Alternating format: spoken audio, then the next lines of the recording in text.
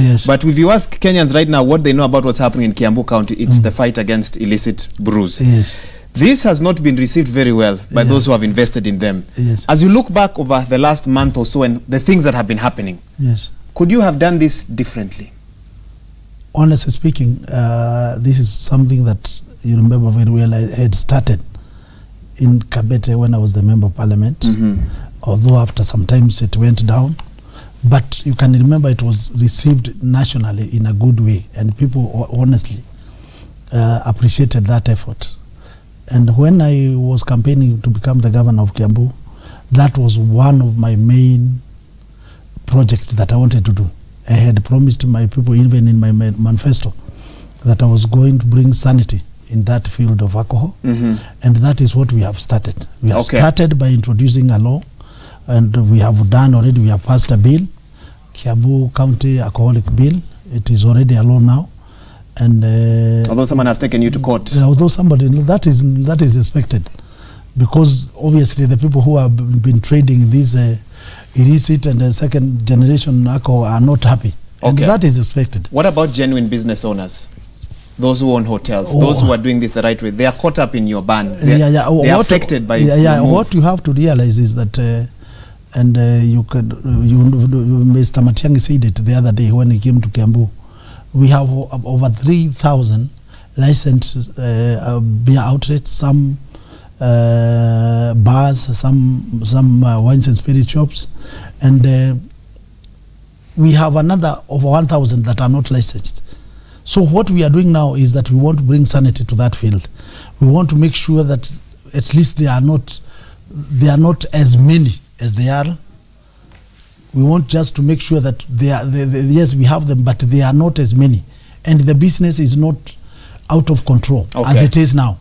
I must tell you that so many people could just wake up and start selling alcohol, which obviously is, some of them, what is written on the bottle is not what is contained inside. Exactly. So you'll find a bottle of Viceroy or John Walker, but what is inside that bottle is not Viceroy or John Walker. Fair enough, Governor. It's a funny concoction, and that is what we are fighting. We want to make sure that when you apply, and that is what we have told them, please apply, so that your premises is inspected.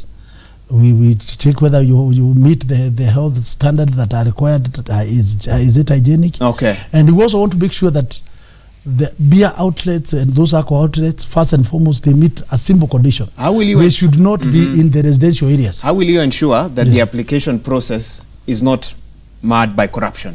Because there's a worry by some that you've made this thing now so lucrative that Kiambu bar or business owners will do anything to get that license, Governor. And you've told first and foremost, you told Inoro in the morning, for example, that you've not worked with the police because you know some can be corrupted. How sure are you that this process will not be corrupted as well, Governor? First and foremost, this is not the first time that people have attempted to control this type of business.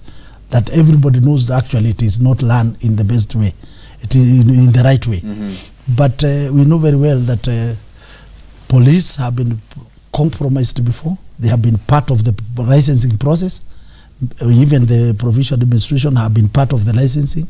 And what we have done now is to make sure that they are not part of it, because as per the law, it is the county that is supposed to be responsible. And I have made sure that personally, I'm part and parcel of that whole process. And personally, I'm sure I cannot be corrupted by I'm sure I cannot be corrupted. 100% sure. I'm 100% sure, and I want to make sure that for the first time, we bring sanity to this field. We must license beer outlets in areas that are away from residential areas. We do not want to hear that in future a mother is waiting for the father, for the husband, and you can hear the husband shouting from the bar. A student goes to do homework, but he cannot concentrate, or she cannot concentrate because of the music from the bar. We want to make sure that bars are away from the residential areas. We also want to make sure that beer and alcohol is sold from 5 to 11 at night. Are you willing to sit down, so that our people can have time to work? Are you willing to and have time to sleep? with bar owners, restaurant owners to discuss this. They say they can't find you. They want to dialogue with you. I have no problem with the dialogue. I want to dialogue, yes. Can they? But first and foremost, they have also to they are also supposed to recognize that there is the law, and we are mandated to do that. They have also first and foremost, we want them to recognize that there is somebody who is supposed to regulate them. Yes, because if they ignore the way they are fighting, you know, these people have not been regulated for a long time, and they don't want to hear that somebody can regulate them, because they have been depending on bribery, for example. Most of them, I'm telling you that they have been doing illegal business, as far as I'm concerned. Because you cannot sell something that is poisonous to our people, and you are licensed to sell something that is not poisonous. So it is illegal business. So as far as I'm concerned, first I want them to recognize that there is the law.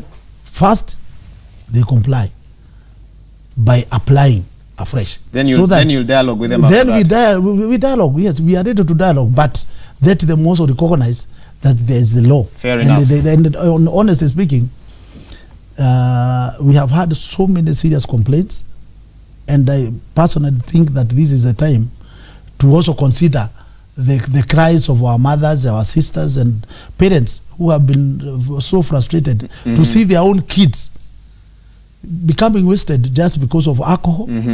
And also, you can imagine people opening to sell to others at 6 in the morning. You want to make sure that those people don't go to do any work, so that you get money. Fair personally enough. I want first and foremost to instill some sense of discipline to the sellers. I think that they can come open out quite clearly, Governor. There's something you've said, that these people in the past have operated by bribing and using illegal means. How sure are you that they will not try to bribe again the team that is in charge? You've said you're an honest man, and and you're here with me, but there's a team that will oversee this process, Governor. What measures are you putting in place to ensure that that team is above and beyond reproach? What we have done, we have stages of licensing. And the last stage is my office. So if we find anyone used corrupt means to get a license, ask me. Ask me, and I'll answer you, because I know the last step for every license will be my office. So that I will check that every step has been taken and there is no corruption in any stage. And I will also make sure that, honestly, in the future they will appreciate. Because what happens is that not giving your office too much power, Governor? No, not too much power. For example, if I apply and you don't give me, I'll go around saying, Governor Nipendi. For example, I'll do it with a reason. I'll do it with a reason. Because this is something that has been harmful to our people. And this is something that so many people have complained seriously. And this is something that has affected Kiambu so much. I'm telling you, for the last now 2 months, if you visit places like Makwa or in Gatondo North and Gatokoyo, and now some places like in Gatondo South, some places in Githunguri, everywhere, you'll see that we have taken over about 4,500 youths that we are rehabilitating. We are giving them 100 shillings for breakfast and lunch, and 300 in the evening, that at least they take home something. And they appreciate so much, and they are changing, honestly. I'm so proud of what we are doing, because it is something that can be seen. So many people are now transforming. And the biggest fight by the sellers is because they can also see that I've taken their customers. Would you say that these people are now not drinking in the morning? Yes.